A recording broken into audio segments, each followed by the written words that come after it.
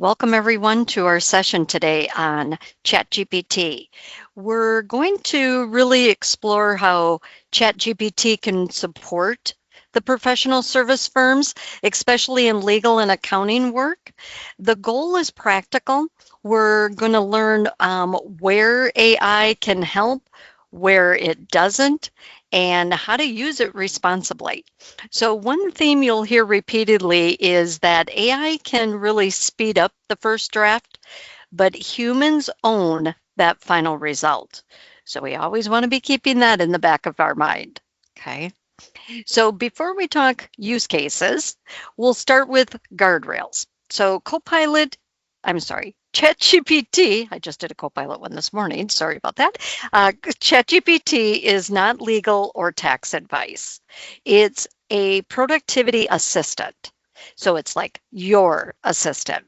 In professional services, we really have to protect confidentiality and avoid entering confidential, privileged, regulated, or client identifying information unless we're in an approved environment.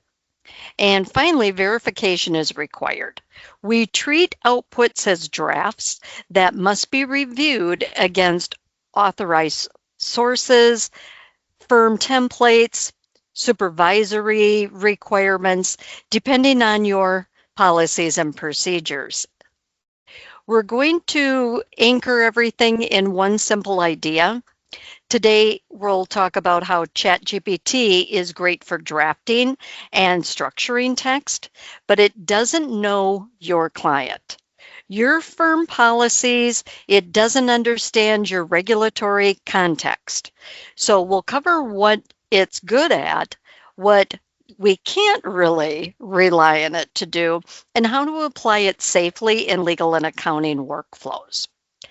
So think of ChatGPT as a tool to draft, summarize, organize, or refine information, especially for repetitive writing or analysis tasks that you do.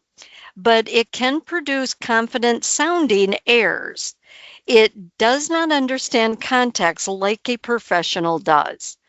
A helpful mental model is a junior assistant who writes quickly, but everything must be reviewed and approved by a licensed professional. So I'm going to go into ChatGPT and do a few demonstrations throughout. I'll be doing a demonstration based on legal aspects, based on accounting side of things. Just so you know, I'll do demonstrations in both arenas. But kind of think about what it is that you do and how this all fits into what your role is at whatever your service work that you do, whatever your work happens to be. Okay, so first off, of course, I'm in ChatGPT, and just so everybody knows, I am using the Plus version, which is a monthly paid for subscription, just so everyone knows what it is that I'm using. So in this first demo, I'm going to really kind of start with a prompt that sets boundaries, what we can use AI for and what we cannot use AI for. So the first one will be a more of a legal prompt, and let me go ahead and put that in. So I want ChatGPT to explain in clear professional terms what ChatGPT can and cannot be used for in a law firm. I'm telling it that I want it to use bullet points and include short warnings about verification. Do not provide legal advice. Now, if you think about kind of putting this together as a prompt, we're going to get into a little bit more on prompting, but let's actually see what comes back in this prompt. So it's going to be thinking first on the kind of, because I gave it 3 different paragraphs of things that I wanted it to generate out of that. And we'll see what the responses are that comes back. Usually it's going to give you good categories, drafting, summaries. It gives great organization. But we'll do a comparison of what it can actually do with an accounting prompt this way as well, just so you can see how it structures things. Now, I did see that there were some errors earlier in Copilot, but let's see if it's gonna work here. I may just close it and reopen. Give me just 1 second. Sorry about that. Okay, let's give that a try again. Okay, I can already tell it was working better, so sorry about that little delay there. So appropriate use of ChatGPT in a law firm, drafting assistant, document editing, summarization, brainstorming and idea generation, uses that are not appropriate, providing legal advice, final legal research, drafting or approving legal final filings, handling confidential or privileged information, making legal or business decisions, verification reminder. ChatGPT can produce helpful drafts and summary, but it may generate inaccurate, outdated, or incomplete information. Always have to keep that in the backs of our mind. Now, I want to do an example of how that would actually be explained for on the accounting side. And by the way, I'm going to do just a new chat because they are technically two different subjects. And when I'm doing two different subjects, I don't want ChatGPT to remember things from the other one because it's a whole new subject that I'm talking about. So it basically gives us the same scenario. So it's giving us a clear, in professional terms, what ChatGPT can and can't be used for in an accounting firm. And I asked for bullet points and short warnings about verification. So we can use it for drafting, editing, creating templates and standard documents, summarizing, brainstorming, really that same concept. So it doesn't matter what your position is. We always want to keep these kind of things in the back of our mind. Uses that are not appropriate, providing tax, accounting, or regulatory advice, producing final financial analysis, replacing professional judgment, which is on both sides, handling confidential information, ensuring compliance, automating deliverables without review. So the verification reminder, ChatGPT can generate helpful drafts and summaries, but does not independently verify facts or regulations. It has to have the human connection for this. We're starting to use these AI tools very heavily. No matter what your role is, what your position is, we use them a lot, but we always need to verify the information. And of course, when it comes to using ChatGPT, we always want to be very careful that it is being used the right way. So here's kind of that split. It's strong for templates, outlines, rewriting for tone, clarity, those types of things, summarizing documents. But where it's unreliable is legal and tax advice, jurisdiction specifications, interpretation without errors, really guaranteeing the accuracy or deciding what's appropriate based on your specific client. Only human connection can really help with those aspects. So we aim it at drafting and structuring, not final conclusions at all. So I want this to feel balanced across both professions. So on the legal side, drafting a client update letter template with placeholders or rewriting a dense clause in plain English.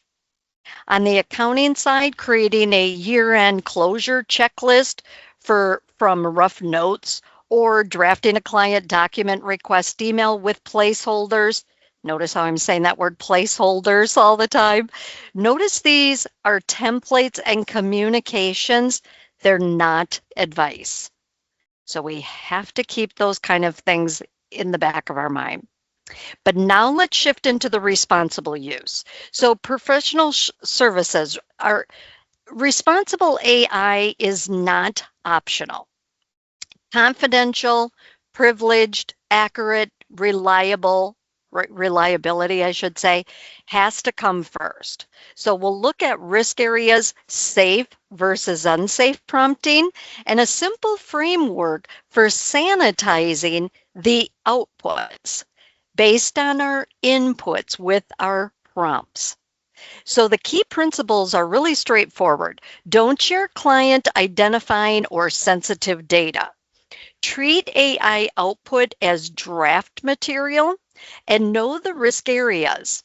So attorney-client privileges, confidential financial data, regulatory compliance. Also important is ChatGPT performance doesn't automatically make the use compliant. Our processes do. Okay, not ChatGPT, your internal processes.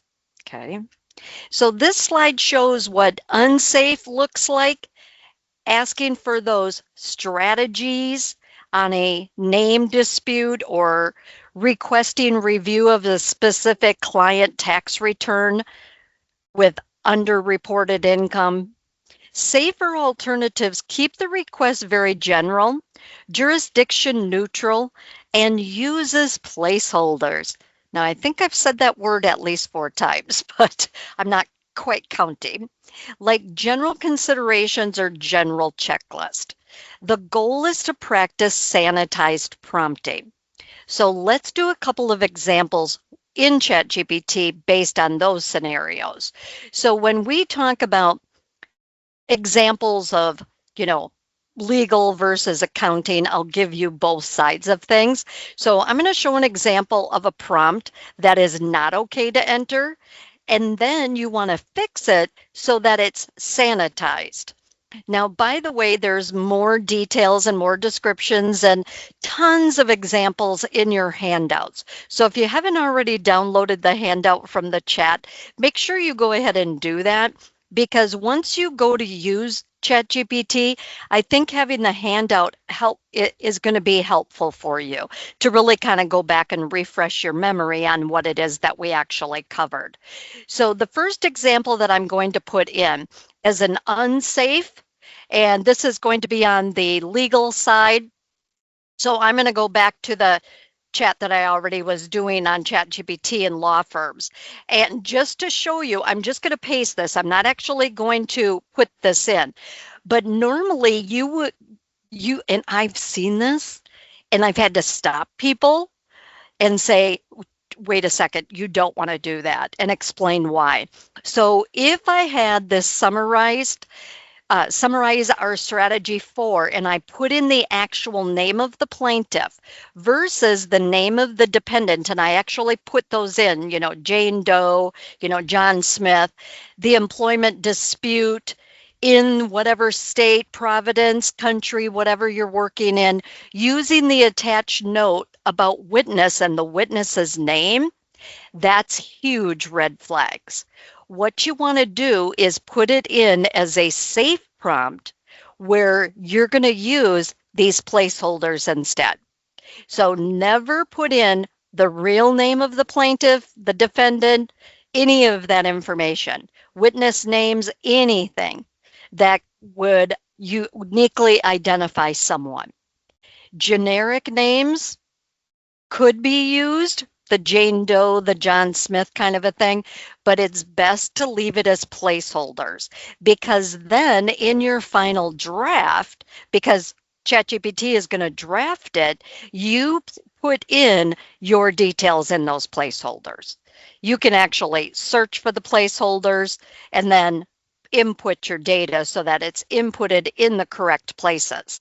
So you definitely want to make sure that you are doing it with placeholders. So if I run this and it's looking for summarize our strategies for, it's not really going to find the details because it doesn't really have enough information, but it's going to give you those placeholders with your draft starting point. Then you can go back and fill in the blanks. The key facts described, those would be filled in. Now, of course, it didn't put a placeholder there, but it gave you a couple of places for bullets to go into where that information would be put in. Now, the same thing on the accounting side. So let me do the ChatGPT for accounting firms. I'm going to come back to this one. Review this client's 2024 return, giving their actual Social Security number, what their wages were, their K through one input or income, and tell me the best tax position. You don't want to do it that way. Putting in the real information. Once again, this is a safe one because we're putting in the placeholders. So if we wanted to generate this, we can go ahead and enter that because of the fact that it's not including a real social security number. It's not including the client's name. We're not going to input anything that hasn't been redacted with that person's information being covered up. So we need to make sure that we are doing things appropriate. So it can give you details as a draft. So the key to this is drafts, the draft scenario. Okay. So be thinking about this as you're using ChatGPT. So next we'll walk through practical examples that are going to show responsible, ethical use, how you can get real productivity gains while still protecting the confidentiality and keeping professional judgment in the driver's seat, so to say. So this first scenario is an accountant is reviewing a manufacturing client with declining margins and wants help brainstorming possible causes possibly, without entering confidential information. So this is a great example of using AI for idea generation and structured thinking while staying sanitized. Nothing would be confidential information. So the key is protect confidentiality and focus the prompt on general operational financial drivers, not client identifiers. So remove client identifiers to help protect confidentiality. Okay. So another scenario is a managing partner wants an initial outline of an internal AI policy use, which if you don't have one, you definitely want one. And you need to add some additional things like custom GPTs and different things in that. But ChatGPT can generate a strong first draft outline. Sections like the confidentiality, the privacy, verification, acceptable use cases, and then the compliance team is going to refine it to match your firm's policies and regulatory obligations. So this is AI as a drafting support tool, not a final authority. I do this all the time with clients. We're writing policies and procedures. We're making changes to old policies and procedures. And we always have to have the final authority. We cannot have it be just copied and pasted out of ChatGPT. So two related scenarios, a compliance officer building training on safe use of AI tools, and a CPA firm considering whether AI generated summaries are standard, really are appropriate for internal use. In both cases, AI can help draft an outline of risks, the do's and the don'ts, and the verification steps, but the firm decides what's acceptable based on ethics, privacy, and professional standards. Okay. And then mindful prompting for better results. No matter how versed you feel in prompting in any of your AI tools, we always can improve on those prompts. So now if we move in forward into a skill that is really kind of what we refer to as mindful prompting. The more intentional you are with what the role is, the context, the constraints, the format that you want used, the more useful and safer the output is going to become. So mindful prompting is intentional framing so that the AI is going to produce clearer, more accurate results.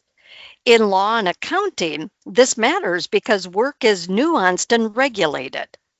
So mindful prompting helps align outputs with your professional standards, improves tone for client-facing work, and reduces vague language, hallucinations, and overconfident conclusions. The core practices are defined in the AI's role. We really want to provide relevant context, set assumptions, any expectations that we have, set boundaries, request a specific output format, and refine iteratively. So go back and give it more instruction if needed. So the framework is to teach and remember is we want to make sure that we have the role, the context, the constraints, the format, and the review. So this turns generic AI into a very useful drafting assistant. So let's take a look at some mindful prompting examples. So here, back into ChatGPT, we're going to do a vague prompt example, and we'll do both a legal and a letter. And this time I'm going to do the accounting side first, starting with more of a vague prompt. So if we just said, create a year-end close checklist, are we giving it enough information? This is that mindful prompting that we need to think of. So it says, confirm the financial close calendar and deadlines, communicate required documents. We've got our revenue and receivables, the expenses and payables, cash and bank accounts. But what if we give this more detail? Instead of just saying, let's do the framework prompt and let's actually give it a role. We're going to fill in a lot of blanks here. So we're going to give it the role of you are an accounting firm, senior preparing a checklist for staff. The context is year-end close for a small manufacturing business. The constraints are do not provide tax advice. Keep it very neutral is basically what we're saying. Format is step-by-step checklist grouped into AR, inventory, etc. And then review, add common pitfalls and items requiring manager review. Much, much more detailed than our previous one, which was create a year-end close checklist. So what is it going to do in this example? Well, the more you give it in that mindful prompt, the better off you're going to be. So look at what it's coming back with. This is so much better than what we originally put in. So step-by-step tasks. It's even giving you check boxes, quality control steps, documentation, our inventory, cost of goods sold, accounts payable. It's got our payroll, our fixed assets, financial statement review. So it's really, and then our common pitfalls, items requiring manager review. So final documentation reminder. So this is much more helpful than the generic. So don't do vague prompts. Let's take a look at a legal side. So I'll do a vague prompt here. Write a client update letter. What in the world is it going to come up with? What can it possibly understand on what it is that we would like it to give us? So this is what it came up with. Very, very generic, of course, because we did not give it the role, the context, the constraints, the format, the review. So if we come in and we do more of a mindful prompt, here's the role. You are a legal assistant drafting the first draft for attorney review. The context is the client needs a status update on civil matters. Do not provide legal advice. We want it formatted with a client-facing letter for current status, next steps, etc., and with attorney review checklist and items to verify. Much more detailed, you're going to get a better result. What happens if you don't give it the detail? You end up with a lot of iterations. We have to keep going back and continuously be prompting And we do not want to have to take time out of our day to do that. So it's giving you a more professional looking letter as well, because it's got both addresses. It's got the date, it's got placeholders once again for filling in the blanks of, the status update, the client, the case number, all of those details that will eventually need to be populated, of course, but we're not going to put them into our first draft. I like having the attorney review checklist, the items to verify at the end, making sure that we have the appropriate case numbers, etc. That should be a checklist as well. So very big difference in a vague comment as opposed to giving it the true prompt structure that we should be using. So role, content, constraints, format, review. Okay. Not that you're going to memorize those, but review your prompt before you send the chat. Always go back and piece it together. So here are two solid prompts, one legal, one accounting, that use placeholders and make the no advice boundaries explicit. So for this exercise, start with a one-sentence prompt, rewrite it using the framework, compare outputs, and identify which version is safer and really more ready to use. So the takeaway is mindful prompting doesn't replace expertise. It amplifies. It's going to be your assistant. It is not your final. Okay. So now we're talking about one of the biggest payoff areas, document heavy work. Drafting, revising, summarizing, comparing versions, extracting obligations. This is where AI can reduce repetitive efforts while professionals remain in control. So document-heavy workflow emphasizes structure, interaction with contracts, pleadings, policies, financial statements, work papers, etc. AI can help draft, summarize, compare those versions, extract key terms and deadlines, and rewrite for different audiences. So the point is speed plus structure without losing the professional oversight. Okay. So examples, legal terms may review contracts for unusual clauses, summarize discovery, maybe standardize language, or create client-ready explanations. Accounting teams may analyze financial statements, summarize audit documentation, review policy compliance with standards, or draft management letters.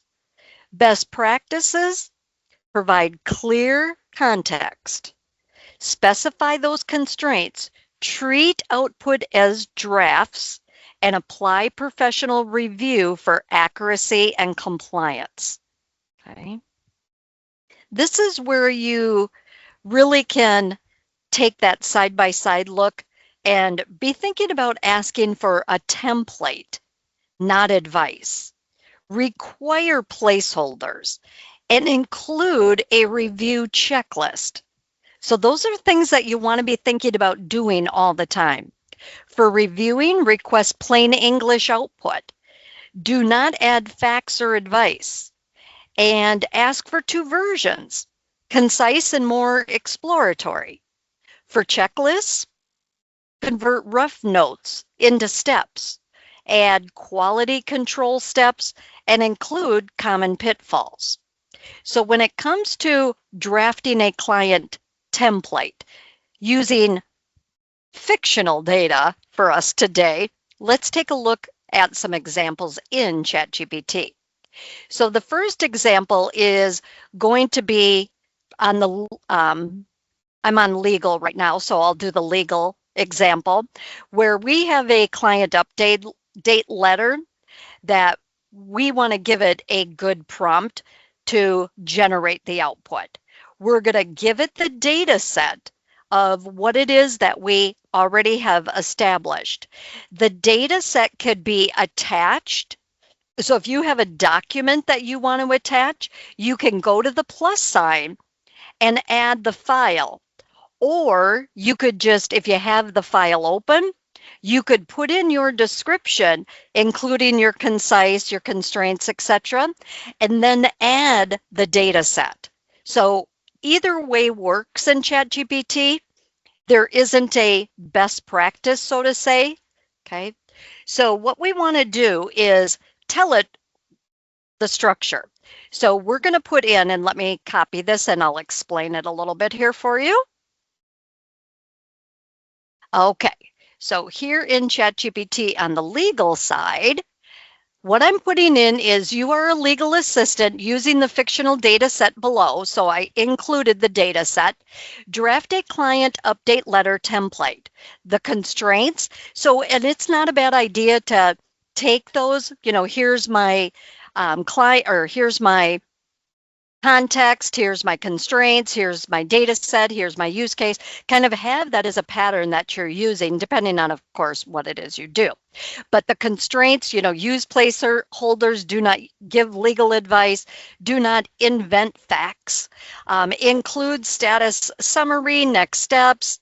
The fictional facts are, keep placeholders, matter type, it's got the client placeholders, it's got jurisdiction information, it's got current status, it has key dates, it has documents we may need for client. So I'm giving it the requirements of everything that I need. So then it's going to write the letter based on that data set. So here's the letter that it's actually generating. It's not going to do, generically add in examples. It's going to give you placeholders where your information is going to go. So this is more of a template that you are drafting, because then you're going to go back and fill in the blanks. So like the documents that may be needed, take out the ones that aren't relevant, put in the ones that are needed. It all depends on your situation. At the bottom, we had asked for attorney review checklist, items to verify before sending, which are things that you, depending on what it is that you do, you may already have memorized that you should do, but it's always nice to have that double check anyway, okay? So very different than just doing standard prompts. Now let's take a look at an example of doing something for the accounting side. So let me get this data. I'm going to copy it. I'm going to come into our chat for accounting firms, and we're giving it the role. So you are an accounting firm manager using the fictional data set below. Draft a professional email requesting missing documents for a tax engagement. We've got the constraint. We've got the format that we wanted to use, and with a checklist and items for verifying before setting. And then it's got the data set. So use case, it's got the client placeholders, it's got documents to request, etc. So it's got the template details. Once you press enter, it's going to automatically generate based on the email that we told it we needed it to write.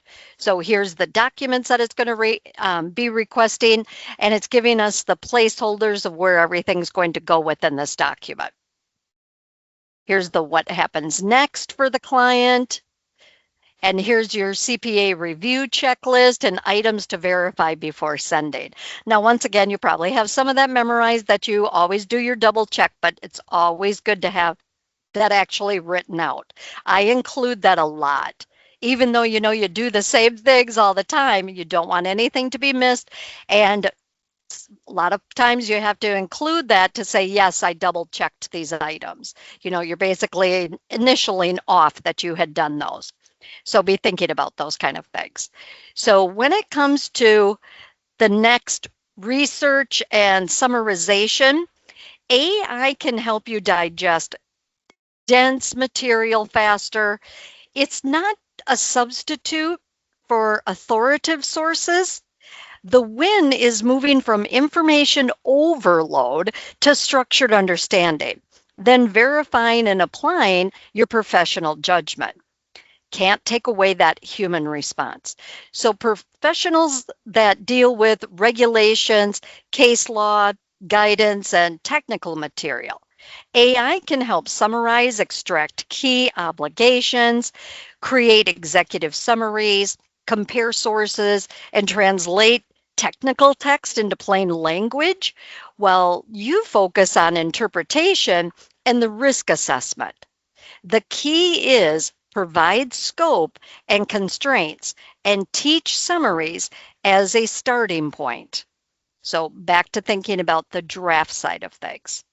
So legal examples include summarizing case law and distilling regulatory updates.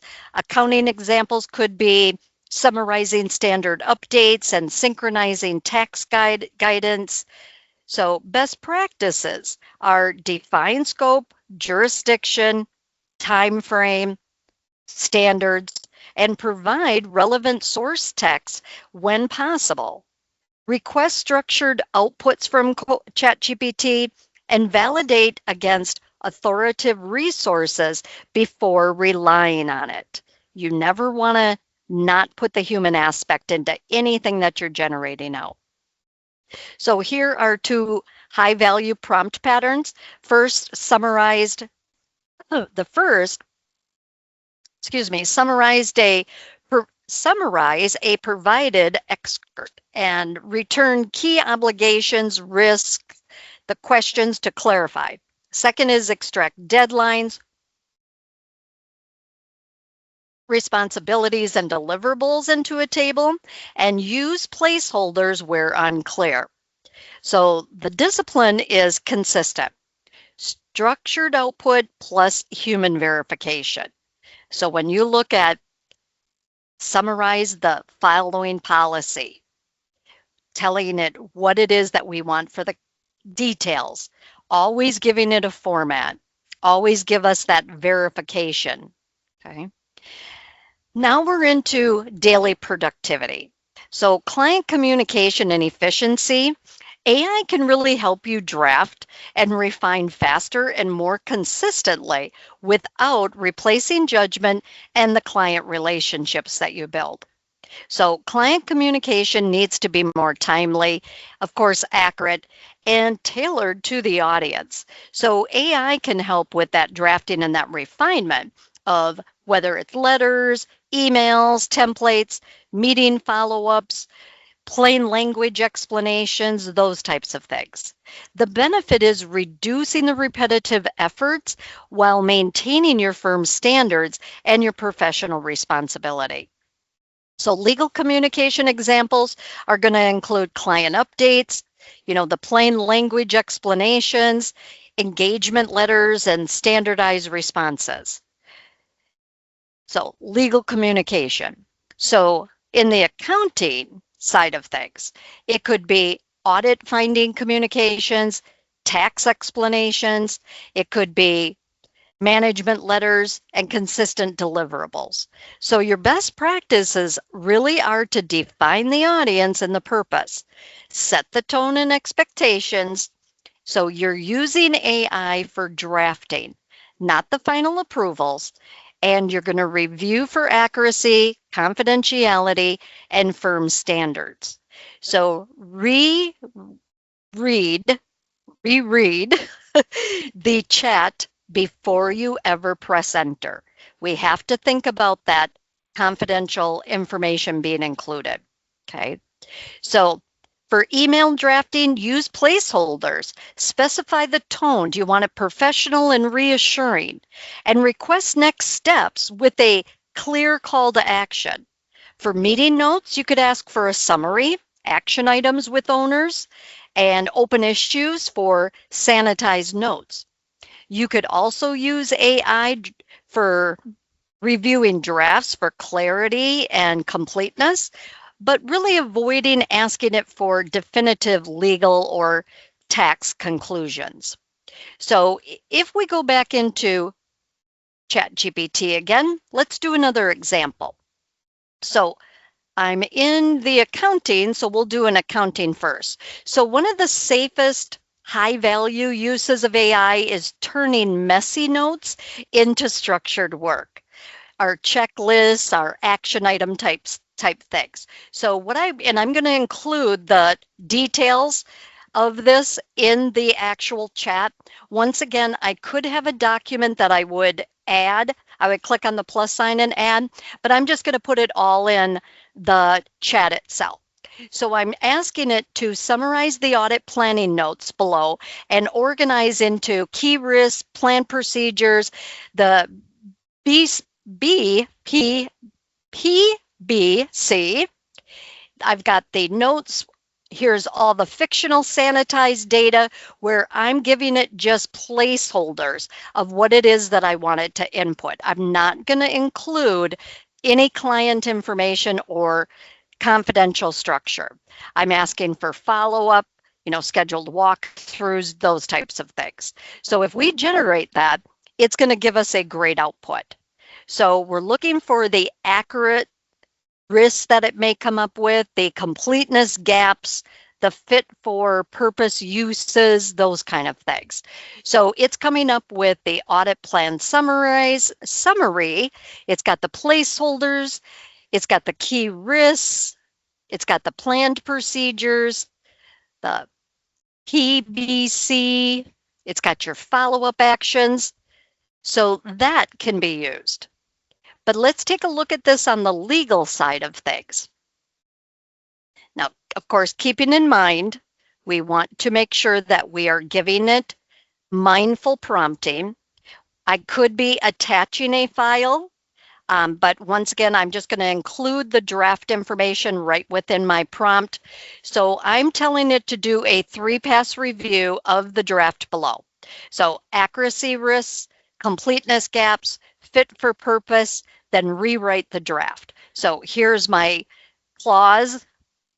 I'm going to go ahead and send that. Oops. And see what ChatGPT comes back with. So it can take whatever it is that we give it. And the more detail of kind of completing those steps, the better the result is going to be in the end. So here's the pass 1 on the accuracy risk, the pass 2 on the completeness gaps, based on that data at the bottom that I had provided, or the file that I possibly could have attached as well. Okay, so here's pass 3, client readiness, the compliance risk, conservative rewrite. Once it went through all of those passes, and then the optional plain language, key ambiguities to flag. So you can see that by giving it more detail, it definitely gives us these better results. So in this last section, we're going to talk about safeguards.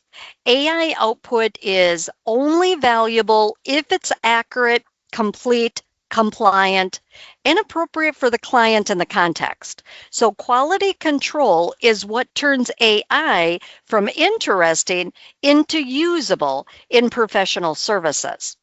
So AI can sound credible while being wrong. It can have incomplete information or misapplied information. So we use structure review. So a practical approach is the 3-pass review, that accuracy, the completeness, and the fit for purpose. Also demand traceability. List assumptions, identify what needs verification, and validate against authoritative sources or firm templates. Remember, AI drafts can be delegated. Accountability cannot. Okay, so we're going to take a look at a quality control example, just to give you a brief idea on this. Okay, so, I was going to skip over that one because I wanted to show you this instead. So if any of you had attended a previous session with us, we had talked about using some built-in Copilot tools, like creating custom GPTs. If you were not a participant in those, as Matthew refers to in his introduction and his closing, you can always visit their website because the sessions are recorded. You can have access to materials if needed as well, like the handout. But go back to this previous session that we did that was talking about GPTs, creating a custom GPT. So if you wanted to have a GPT that is going to include specific information, like we wanted to be able to summarize notes, we want it to be able to, every time that we go to do something, we wanted to always use placeholders for client information or matter specific information. We never want it to give us legal, tax, or accounting advice. We do not want it to invent any facts along with the summarization. We want it to be conservative in tone. We wanted to use confidentiality first. Always end with a professional review checklist. These are things that could be used in your prompts that you create with a custom GPT. So if you recall from, if you attended or if you did not, go back to those sessions and review them. On the left-hand side, you can go into this Explore GPTs, and at the top right, you could create a GPT. Now, you might want to plan out what you want it to be and what you want it to have included with it, but you could create your own GPT that every time you want it to do those non-negotiable rules, like use placeholders, no legal or tax or accounting advice, those types of things, you could actually put it in a custom GPT. As a matter of fact, I'd actually like to share this with you in the chat because I think this is actually something that could be very helpful for you. So you could actually just copy and paste this. So let me give this to you in the chat. Okay. So there's going to be an accounting and tax versus a law firm versus professional review checklist. But let me put this in the chat for you because I think this is something that everyone could benefit from. So I'm going to go to the chat. It's, you know what? I'm going to see if it will paste it okay. There. Okay. So if you want to copy that out of the chat, I'm going to go ahead and paste that right now so that you can copy that out. And if you want to create a custom GPT with that information, here's the details you could put in. Now, of course, yours might be a little bit different if you're law versus accounting or a different service organization, but go back and review that video recording of that class that we did so you have the instructions, because everything that we've been talking about has patterns to it. So by having a custom GPT would be ideal for you. Okay, so I highly recommend that is what you go back and do. I think that will be a great option for you. Okay, so just for conclusion purposes here, let me go back here. Let me go back to my, sorry, I lost my slideshow somehow. Okay. Sorry, I want to go beyond that. Sorry about that. But in conclusion, to close out this ChatGPT session for you today, whether you are in legal, you're in accounting, you're in a different type of service firm, ChatGPT can improve efficiency in communication, especially in document-heavy and client-facing work. But responsible use and quality control are what make it viable in a professional services industry. With thoughtful integration, guardrails, mindful prompting, and that human oversight, you can really elevate productivity while safeguarding professional and regulatory standards. Okay. So I hope some of these examples kind of hit home for you, and you'll be able to go back and use some of these right away. Okay, so Matthew, did we have any questions that came from the group today?